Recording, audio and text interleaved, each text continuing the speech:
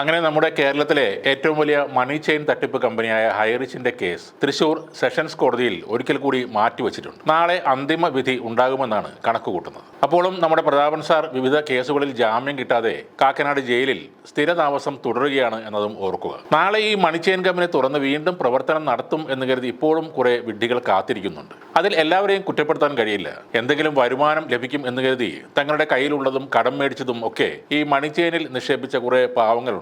അവരെ ചേർത്ത ലീഡർമാർ പറഞ്ഞത് അപ്പാടെ വിശ്വസിക്കുകയാണ് ആ പാവങ്ങൾ. ഹൈറിച്ച് വലിയ ബിസിനസ്സുകൾ ചെയ്യുന്നുണ്ടെന്നും രാജ്യത്ത് ഒട്ടേറെ സൂപ്പർ മാർക്കറ്റുകൾ ഉണ്ടെന്നും ഒക്കെ ഇവരെ പറഞ്ഞു പറ്റിച്ചിരുന്നു. നോർത്ത് ഇന്ത്യൻ സംസ്ഥാനങ്ങളിൽ നിന്നും സവാളയും ഉള്ളിയും ഉരുളക്കിഴങ്ങും മറ്റ് പച്ചക്കറികളും ഒക്കെ കിലോവിന് 5 രൂപ നിരക്കിൽ വാങ്ങി കണ്ടെയ്നറുകൾ കയറ്റി ഇവിടെ കൊണ്ടുവന്ന് വിൽക്കുന്ന ലാഭത്തിന്റെ ഒരു പങ്കാണ് ഇവർക്ക് ആഴ്ചയിൽ പൂൾ ഇൻകം എന്ന പേരിൽ വരുന്നത് എന്നൊക്കെ ഈ പാവങ്ങൾ വിശ്വസിച്ചിരുന്നു. ഇവരെ പോലെ നൂറുകണക്കിന് ആളുകളുടെ കയ്യിൽ നിന്നും പിരിച്ചതിന്റെ ഒരു ചെറിയ ഷെയർ മാത്രമാണ് ഇങ്ങനെ പങ്കുവച്ചിരുന്നത്. ആളുകൾ ഇതിൽ ചേരുന്ന കാലം വരെ ഇങ്ങനെ ചെറിയ തുകകൾ കൊടുക്കാൻ കഴിയും. ചേരാൻ ആളുകൾ ഇല്ലാതാകുമ്പോൾ ഈ മണി ചെയിൻ പൊട്ടുകയും ചെയ്യും. അതുകൊണ്ട് കമ്പനി പൂട്ടുന്ന അന്ന് വരെ ഞങ്ങൾക്ക് പൂൾ ഇൻകം കിട്ടിയിരുന്നു എന്ന കരച്ചിൽ ഇനിയെങ്കിലും ഒഴിവാക്കുക. നിങ്ങളെ വഞ്ചിച്ചുകൊണ്ട് നിങ്ങളുടെ തന്നെ പൈസയിലെ ഒരു ചെറിയ പങ്കാണ് നിങ്ങൾക്ക് അവർ തന്നിരുന്നത്.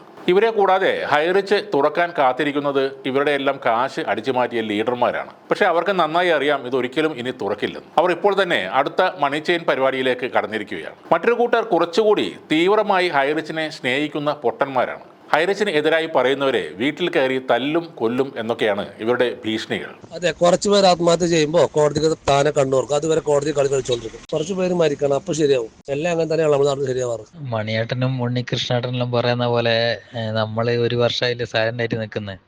നമുക്ക് അങ്ങനെ എപ്പോഴും അങ്ങനെ സൈലന്റ് ആയിട്ട് നിൽക്കാനൊന്നും പറ്റൂല. കാരണം നമ്മൾ ചെയ്ത് തെറ്റുന്ന ഇവിടെ 50ഉം 60ഉം വയസ്സുള്ള ആൾക്കാർ, പിന്നെ അവർക്ക് വീടില്ലാത്ത ആൾക്കാരും പെൺകുട്ടികളെ കല്യാണം കഴിപ്പിച്ച് വിടാൻ ഒരു വഴിയില്ലാത്ത സമയത്ത് നമുക്കൊരു ഇങ്ങനത്തെ ഒരു ബിസിനസ് ഓപ്പർച്യൂണിറ്റി വന്ന് ആ സമയത്ത് നമ്മൾ ഇതിനകത്ത് അയച്ചെന്നുള്ളൊരു ഇതിനകത്തേക്ക് കയറിയിട്ടും ഐഡിയ അടിച്ചിട്ടും നമ്മൾ കുറച്ച് ഫണ്ടൊക്കെ ചെയ്ത്, അതാണ് നമ്മൾ ചെയ്ത തെറ്റ്.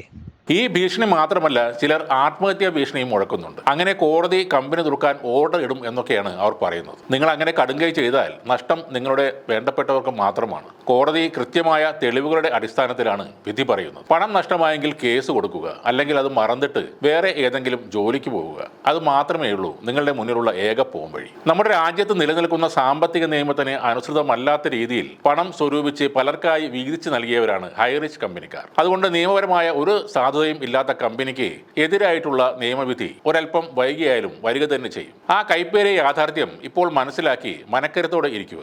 ഇതിൽ പണം നിക്ഷേപിച്ചവർ നടത്തുന്ന പല ചാനലുകളും പല കള്ളത്തരങ്ങളും പറയും. ഒരു ദിവസം കൂടെ അതൊക്കെ കേട്ട് കുറച്ചു പേർക്ക് ജയ് വിളിക്കാം. അതിലപ്പുറത്തേക്ക് ഒന്നും നടക്കാൻ പോകുന്നില്ല. കാരണം മണി ചെയിൻ കമ്പനി ഇവിടെ പ്രവർത്തിക്കാൻ ആരും അനുവാദം നൽകില്ല.